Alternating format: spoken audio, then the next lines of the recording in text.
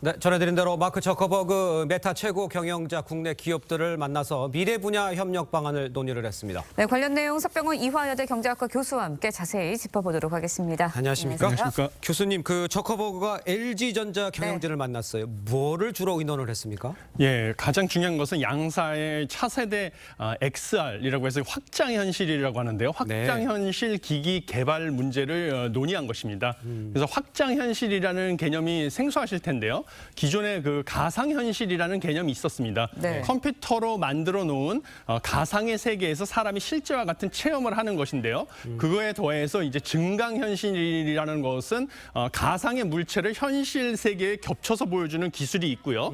그다음에 이 가상현실과 증강현실을 합친 거를 혼합현실이라고 해서 현실 세계의 이 가상 물체를 가져와서 우리가 상호작용을 할 수 있는 기술이 있습니다. 예. 그래서 가상으로 만든 뭐 강아지를 이 스튜디오에 겹쳐서 보여주면서 강아지와 사람이 서로 상호작용을 할 수 있게 하는 기술이죠. 이야. 이거를 다 합쳐놓은 게 확장 현실입니다. 예. 심지어 이 상호작용을 더 강화해서 간접 체험을 할 수 있게 하는 거기 때문에 앞으로 뭐 교육이라든지 예. 이런 것에 널리 활용할 수 있는 신기술인데요. 예. 이 양사의 차세대 확장 현실 기기를 개발하는 데 있어서의 그 협력을 논의한 것으로 보이고요. 네네. 그다음에 메타와 협력한 LG전자가 협력한 이 기기 제품이 2025년에 출시될 것으로 지금 전망을 하고 있습니다.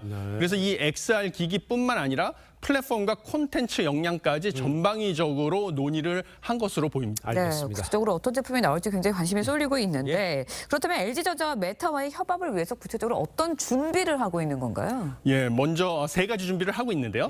첫 번째는 LG전자가 그동안에 XR 조직을 갖다가 조직 개편을 단행해가지고요. 홈 엔터테인먼트 사업본부 산하 사업부로 옮겼습니다. 그러니까 예. 제품 출시가 임박했다는 것을 시사하고요. 두 번째는 이 XR 기기 산업 관련 상품 기획과 영업 담당자를 모집을 했고요. 예. 그다음에 생산 인력 역시 마지막으로 모집을 했습니다. 그러니까 뭐 출시하고 예. 판매가 임박했다는 것을 시사하고 있습니다. 예. 이재용 삼성전자 회장과도 회동을 가졌다고 하는데 이번에 아까 XR 기기 이번에는 AI 반도체 확보 예. 이걸 또 집중 논의했다. 이거 설명해 주셔야 돼요. 그렇습니다. 지금 이재용 삼성전자 회장하고는 AI 반도체와 XR 사업 관련 협력 방안에 대해서 논의한 것으로 알려져 있는데요. 예. 삼성전자가 다 아시겠지만 그 파운드리 반도체 예. 위탁 생산 점유율 세계 2위인 만큼 네. 그 메타가 개발 중인 또 차세대 언어 모델 라마 3라는 것이 있습니다. 그 구동에 필요한 AI 칩 생산과 관련한 협력 방안을 논의했을 것으로 보입니다. 네. 그래서 메타가 지금 인간 지능에 가깝거나 인간 지능을 뛰어넘는 예. 차세대 범용 인공지능을 자체적으로 구축할 것을 계획하고 있습니다. 예. 그래서 이를 위해서는 지금 엔비디아가 사실 지금 80% 가까이 독점 공급을 하고 있는 AI 칩 이 필요하거든요. 예. 그러다 보니까 이 AI 칩이 공급도 부족하고 가격도 지금 천정부지로 오르고 있습니다. 예. 그래서 지금 메타를 비롯해서 많은 빅테크 기업들이 AI 칩을 자체 제작하고자 하는데요. 그러면 삼성전자의 이 반도체 위탁 생산 기술도 필요하기 때문에 이런 부분에 대해서 협력 방안을 논의한 것으로 보입니다. 네, 올해의 키워드 뭐 AI다라고 해도 과언이 아니라고 얘기들이 나오고 있는데 AI 이 시대가 열리면서 이 분야의 건물들 잇따라 우리나라를 방문하고 찾고 있습니다. 국내 반도체 업체들이 그만큼 주목을 받고 있는데 그 이유 정확히 뭔가요? 예, 가장 중요한 이유는 삼성전자와 SK 하이닉스가 글로벌 고대역 폭 메모리 반도체죠. HBM이라고 하는데 이게 아까 말씀드린 AI 칩에 들어가는 핵심 부품입니다. 네. 이 고대역 폭 메모리 시장에서 대체 불가의 입지를 이미 구축을 했기 때문입니다. 지난해 기준으로 봤을 때요. 삼성전자와 SK 하이닉스가 HBM의 글로벌 시장 점유율이 SK 하이닉스는 50%, 삼성전자는 40%로 90%를 점유하고 있습니다. 나머지 10%는 미국의 마이크론인데 이렇게 양사가 HBM 시장을 점유하고 있기 때문에 지금 자체 AI 칩을 제작하고자 하는 샘 올트먼 오픈 AI 예. 회장, 그다음에 이번에 마크 저커버그 메타 회장이 방문을 하고 있습니다. 예. 그러니까 HBM이건 XR이건 잘 모르겠습니다만 일단 우리나라 기술이 뭐 저커버그나 이런 사람들이 와서 같이 뭐를 해봐야 될 정도의 기술력이 있다. 그렇죠. 이렇게 이해를 하면 최첨단의 되겠죠. 기술력을 확보하고 있기 알겠습니다. 때문입니다.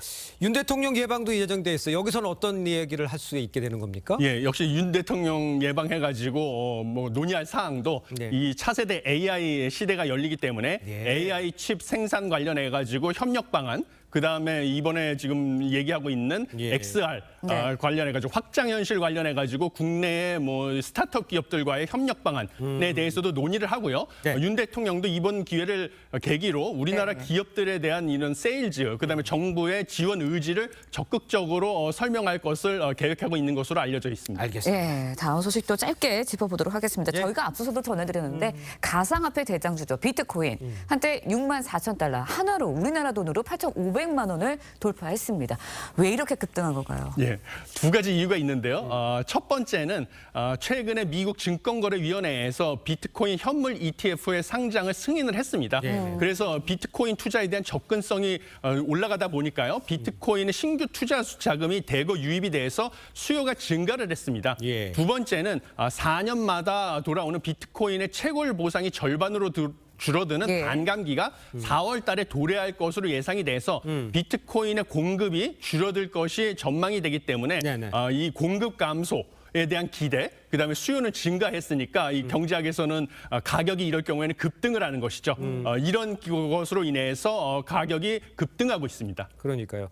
그 비트코인이 이렇게 급등을 하면 네. 다른 가상화폐도 오르지 않을까 하는 생각하는데 어떻습니까? 예, 그렇습니다. 이제 일단 비트코인이 급등하고요. 두 번째로 지금 가상자산 시장에서 시가총액이 2위인 이더리움 가격 네. 역시 급등을 하고 있는데 이더리움 같은 경우는 예. 이더리움 현물 ETF가 비트코인 다음으로 네. 승인될 것이 유력하기 때문에 이것에 대한 기대까지 반영이 돼서 급등을 하고 있습니다. 예. 그다음 타자로는 또 솔라나라는 것도 있는데요. 네네. 솔라나 역시 급등을 하고 있어서 예. 지금 뭐 사실상 뭐 부동산하고 비슷하게 부동산도 핵심지 가격이 제일 먼저 오르고 그 다음에 핵심지에서 가까운 지역이 오르는 것처럼 가상자산 같은 경우도 뭐 비트코인, 뭐 이더리움, 솔라나 순서대로 가격이 급등을 하고 있습니다.